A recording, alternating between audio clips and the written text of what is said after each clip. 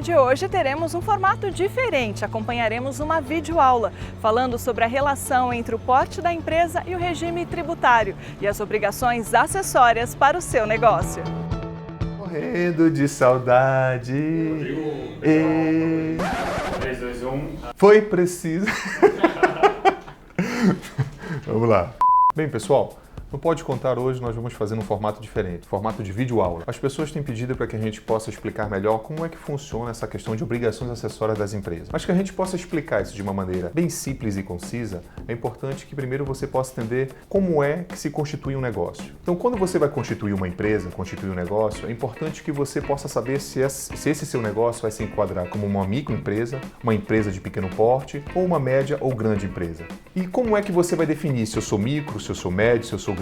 Se você quer constituir uma empresa e fala, nesse primeiro ano eu vou chegar com um faturamento de R$100 mil no máximo, você, nesse momento que procurar um profissional de contabilidade, ele já vai falar para você, olha, nesse valor estimado de faturamento, você vai ser enquadrado como uma microempresa. Também você pode ser enquadrado de acordo com a atividade do seu negócio. O porte da sua empresa é o primeiro pré-requisito para que você possa escolher a opção tributária adequada. À medida que você escolhe a atividade da sua empresa, também é uma outra situação para que você possa cair no regime tributário adequado. Às vezes, a sua empresa pode ter esse faturamento estimado de R$100 mil e, naturalmente, como ela é uma microempresa, ela poderia optar pelo Simples.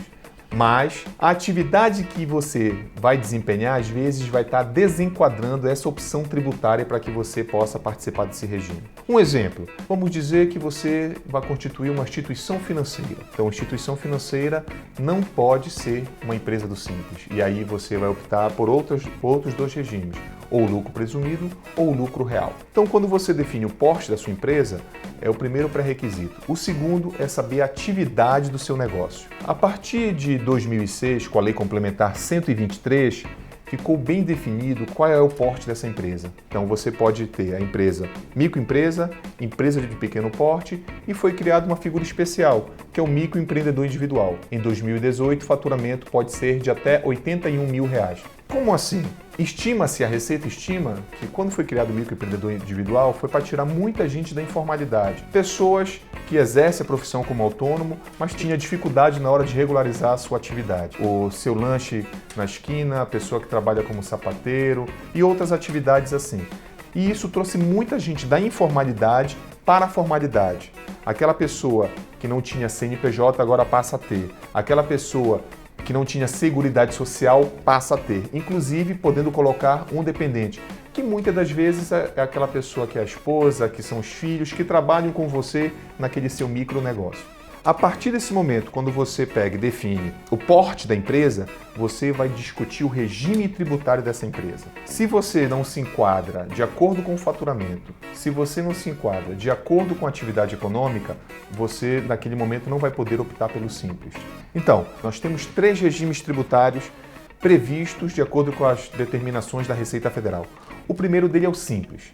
Então, o grande objetivo do Simples nos últimos anos foi facilitar com que o empresário possa ter condições de trabalhar sem se sobrecarregar do aspecto burocrático. Já o lucro presumido vai estar se presumindo que ele se tem aquele lucro. E o lucro real, de fato, vem a ser a escrituração contábil. Muito bem, então quando você opta pelo Simples, vai haver uma unificação tributária da sua carga de impostos.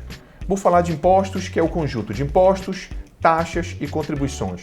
Então, quando foi criado o Simples, ele veio para uniformizar isso. Veio para trazer os impostos que são municipais, no caso do ISS, o imposto estadual, que é o ICMS, e os impostos e tributos federais, que eu estou falando do imposto de renda da pessoa jurídica, da contribuição social sobre lucro líquido, PIS, COFINS, dentre outros. O governo federal, naquele momento, pegou e unificou todos os tributos, inclusive o INSS. E essa unificação tributária diminuiu consideravelmente o valor que se pagava de tributo, bem como diminuiu consideravelmente também a questão das obrigações acessórias.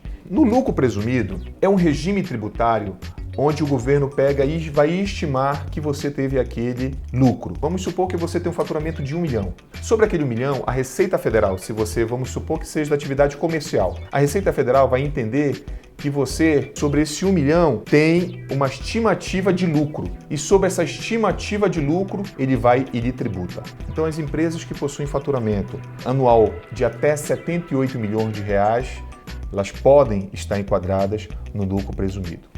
Já o lucro real não. O lucro real, ele faz referência justamente à escrituração contábil. Qual tipo de empresa que vai fazer lucro real? Empresas que acabam tendo obrigações por a sua atividade, como banco, factoring e outras mais. E lá no lucro real você vai poder fazer uma demonstração chamada DRE, demonstração do resultado do exercício, que vai ser justamente a comparação entre receitas e despesas para ver se a empresa teve de fato lucro ou prejuízo. E se ela tiver um lucro daquela diferença de receitas e despesas, sobre aquele lucro que haverão de fato os tributos. Depois que você entende sobre o porte da empresa e entende sobre as opções de regime tributário dessas empresas, que de fato nós temos condições de definir quais são as obrigações acessórias dessas entidades. As empresas que hoje optam pelo Simples, elas têm uma legislação bem simples para poder falar sobre declarações e obrigações acessórias. Com todas essas novidades que nós estamos chegando aí, então as empresas que são do Simples, possuem funcionários, já tem que se preocupar em fazer o E-Social. Também está chegando aí o EFD Reinf e estão chegando outras atividades que estão vinculadas ao Simples. Mas o Simples, de uma certa maneira, acaba sendo aquele tipo de regime tributário onde existe o menor número de obrigações acessórias. Então, os profissionais de contabilidade, eles acabam tendo que fazer um menor volume de serviços nesse sentido. Em alguns estados existe o que nós chamamos de sublimite do Simples. Ou seja, em alguns estados, quando as empresas ultrapassam certo limite de faturamento, nesses estados elas passam a pagar às empresas o ICMS em regime normal. Aí já existem outras obrigações acessórias. Um exemplo delas, em alguns estados, existe a declaração de informações econômicas e fiscais. A maioria dos estados hoje não está adequado ao sublimite do Simples, mas é uma informação importante caso exista o sublimite do Simples no seu estado. Obrigações acessórias das empresas que optam pelo lucro real e pelo lucro presumido. Nos últimos anos nós ouvimos muito falar do Sistema de Escrituração Pública Digital, o famosíssimo SPED. Alguns anos atrás, quando chegou a nota fiscal eletrônica, todo mundo achou que aquilo foi uma grande revolução. Mas de fato foi só a ponta do iceberg. A Receita Federal está combinando as informações, está fazendo com que todos esses dados passem a ser cruzados e as empresas têm que tomar muito mais cuidado com o aspecto tributário, fiscal e contábil dos seus negócios. Então, nessa nova chegada do SPED, nós temos algumas obrigações acessórias, como a escrituração contábil digital, a ECD. E lá você coloca informações como os balancetes, plano de contas, balanço patrimonial, demonstração do resultado do exercício, os levantamentos contábeis, demonstração da escrituração do livro diário e do livro razão. Uma outra é a escrituração contábil fiscal, a ECF, que também é uma obrigação acessória que vem para apurar os tributos dos contribuintes baseado no lucro real presumido e bem como também o arbitrário. Nós temos a ECF, a ECD, a DIF, bem como a RAS, CAGED e todas essas obrigações acessórias que ainda existem e vão ser substituídas todas pelo E-Social. Antigamente você tinha que fazer como exemplo o CAGED, uma declaração, uma informação sobre admissão e demissão de funcionários.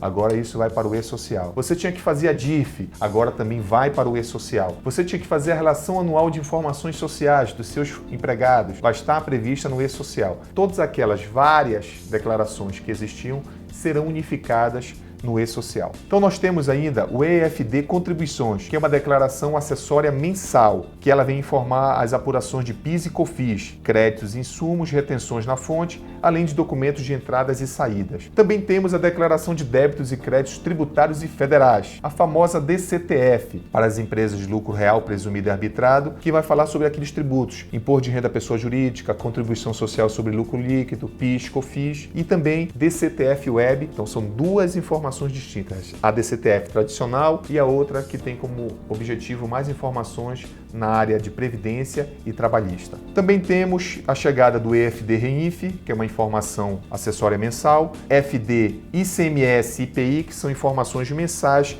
sobre atividades vinculadas ao comércio e à indústria. ICMS que vem do comércio e IPI que vem de atividade industrial. Em outras oportunidades, nós vamos pegar e nos debruçar sobre item a item dessas obrigações acessórias. Essa videoaula, nós iniciamos um trabalho de poder mostrar para vocês como você pode começar o negócio. Primeiro entendendo qual é o porte da empresa. Depois, quais são os regimes tributários que são oferecidos. E em cima desses regimes tributários, quais são as obrigações acessórias que a sua empresa, que o seu negócio passa a constituir. Então, com a chegada de todas essas informações no formato digital, se tornou obrigatório para todas as empresas, bem como para os profissionais que atuam na área, todos possamos ter um certificado digital. Ele é o instrumento necessário para que a empresa possa fornecer todas essas informações à Receita Federal e aos órgãos competentes. Então, o certificado digital hoje se tornou uma ferramenta fundamental, essencial dentro da empresa.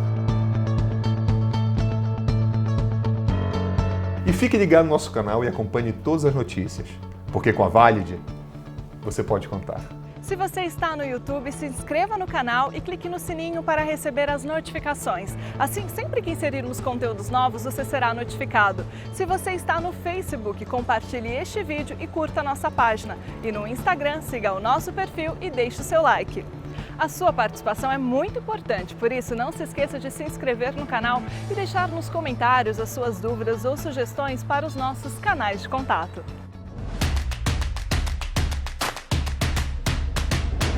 Clique Valid e pronto!